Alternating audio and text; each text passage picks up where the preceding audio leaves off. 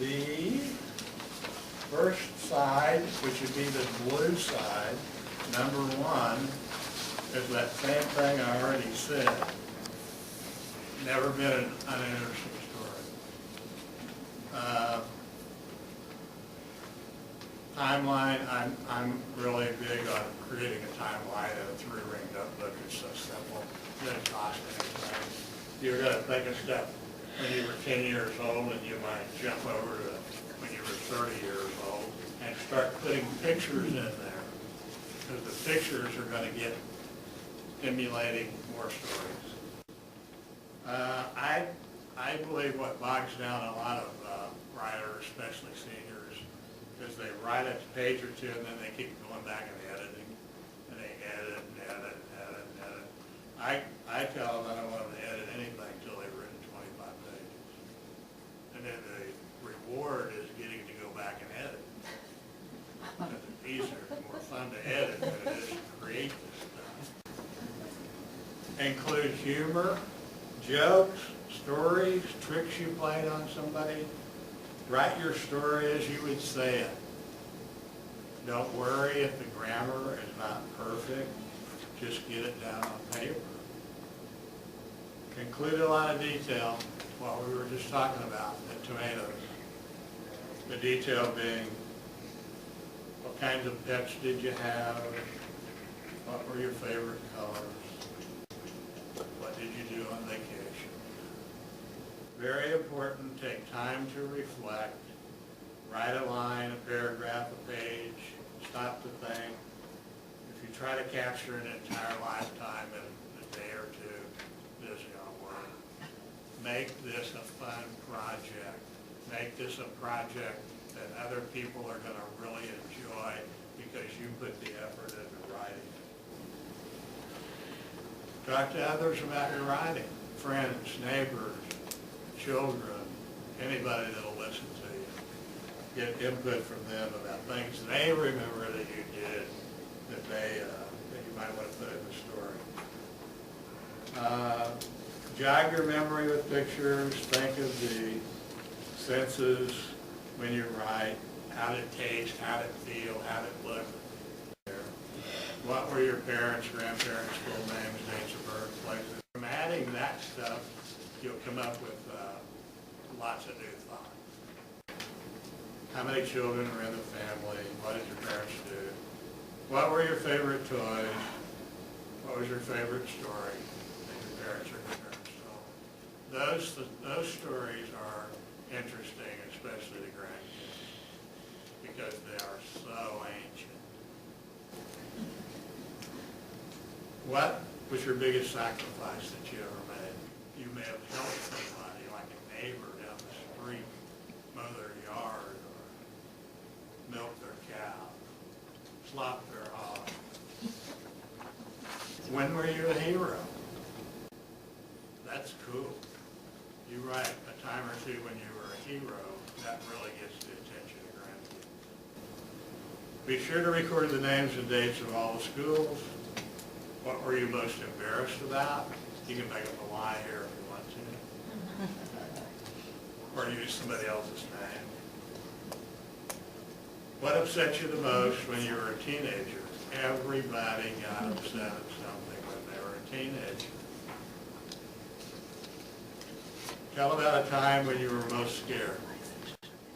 And really try and describe something there. I was most scared, I remember, when a bunch of my friends left me in the graveyard and ran off and left me. Then they came back and scraped on the tombstone. I was probably 10 or 12 years old.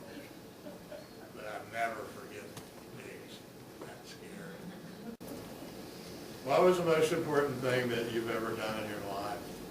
What are the lessons you would like to pass on to future generations? That is a good one. What did you do with your first big paycheck? What did you do for entertainment at different times? That's a really good one. What chores did you have? In my case, I grew up on the farm part of the time, so I milked cows, gathered eggs, slopped hogs, stuff like that. Who were your friends? from each one of these things, you can get lots and lots and lots of intricate pages. Remember that specific details make your story more interesting. And you are really just writing a story like you're viewing a movie. You just happen to be the star. Right? So, anyway, next, anybody have any questions? I either will know the answers or I'll make them up.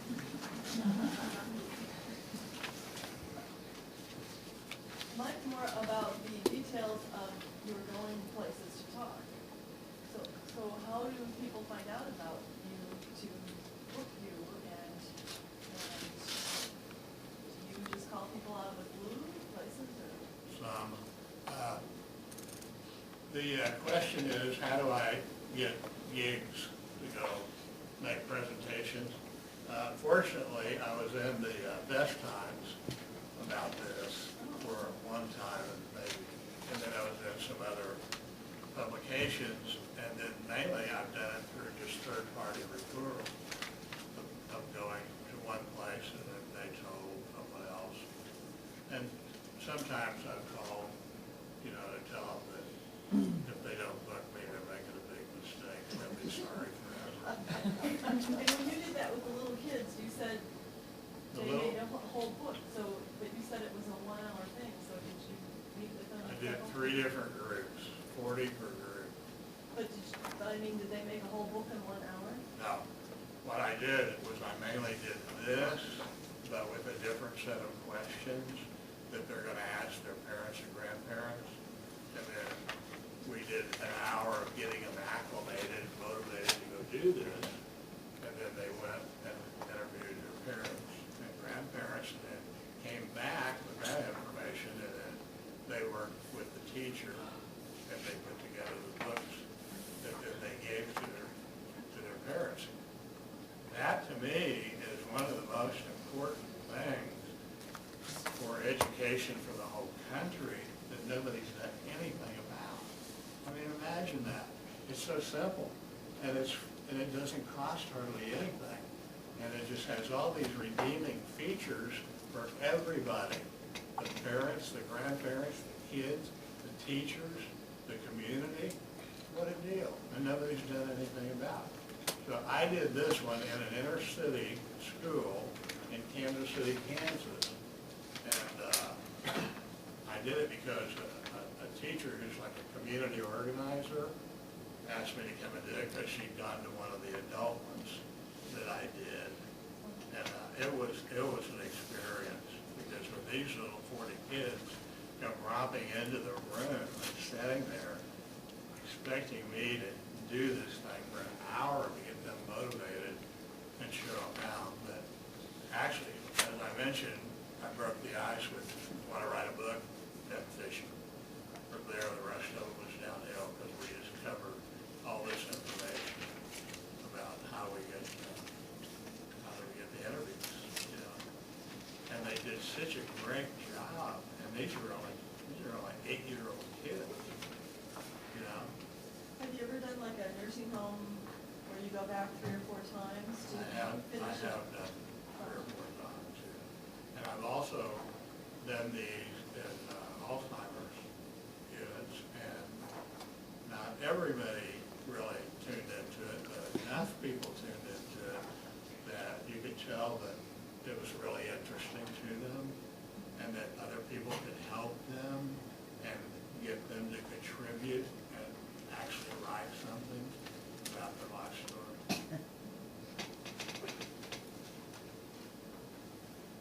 And I do a Lewis and Clark monologue where I present information about when I was on the expedition as a reenactor. And I played Silas Goodrich. He was the expert fisherman. I do lots of those for schools and libraries, but also civic organizations and retirement centers. I think I may have done one other time, but I don't remember what it was, because I can only remember so many things. Borders ones, you did Borders on Fire. I did do Borders, trying to think. Yeah. I did Borders a couple times, actually. I hope that's not why they're out of business. But it's been a fun thing to do, and truly the greatest challenge and the most fun part of doing the life story is to see these people. And I've done some of these things for like 70 or 80 people, especially the Boy Scouts.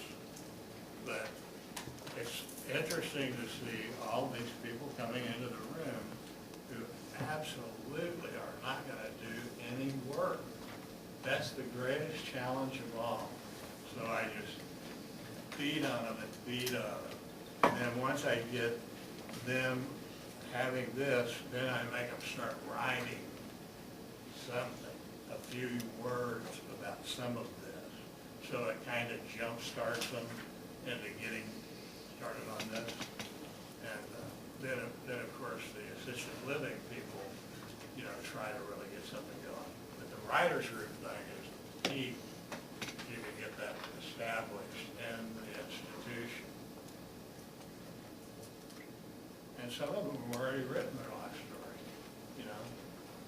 Like, I had one, well, that first one I did at Heartland, where Lynn set me up, and I had 4 days to get it together.